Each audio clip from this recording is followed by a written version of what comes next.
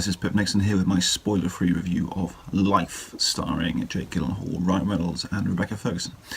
Life is a generic sci-fi, there's an alien loose on the ship and gonna kill us all kind of movie. And if you're in the mood for that kind of movie, then it does give you what you want.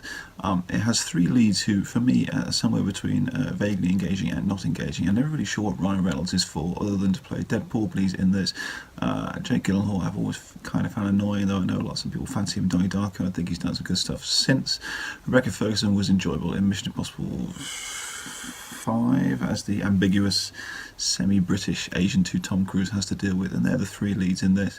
It goes for the bold idea of being entirely set in zero gravity, so in every scene they have to either float around or be rooted there, which is quite fun to see, and the space setting is more convincing than it is in some of these movies. It clearly has some kind of budget, and it has a really unusual and fun alien. I won't spoil it for you in terms of what it is, but it isn't big and black and standing on its back paws and kind of like trying to eat you with its two mouths, and neither is it big and green and tentacly and trying to suck your brains out. It's trying to suck your brains out in more interesting and exciting ways than that. So it is CGI, but it's quite convincing and it's quite unusual. And it did have a few bits in the film where it made me go, "Ooh, that's kind of disgusting," which is what you want from this kind of movie.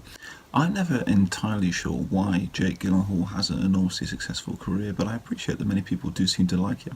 I guess he's kind of iconic and good, I suppose, in Donnie Darko. Since then, those efforts to have him be a leading man in things like Prince of Persia sort of didn't go anywhere. Since then, he's tried to become a character actor. Apparently, he's very good in Nightcrawler, but I've never seen it. Seems to me he's very much the weak link in Brokeback Mountain. You tend to remember Heath Ledger's performance much more, or in something more recent like Nocturnal Animals, where he's not really in the same league as, say, Michael Shannon or Amy Adams, where he's gently convincing, but he just isn't as interesting in terms of the performance that he gives. I'm not really sure where he fits in the sort of modern movie lexicon.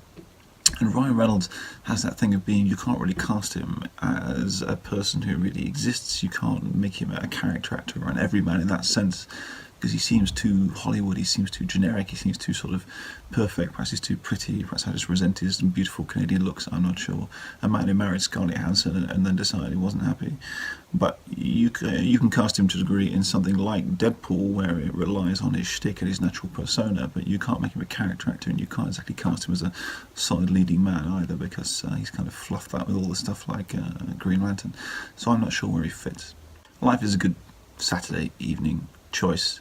I think I paid £1.99 for it on Amazon, which is about what it's worth. Not worth seeing at the cinema, but if you like those stars and you like the idea of a spaceship with a weird alien thing trying to eat people's brains and occasionally actually successfully and vividly eating people's brains, then I think you'll really enjoy it, so give it a go.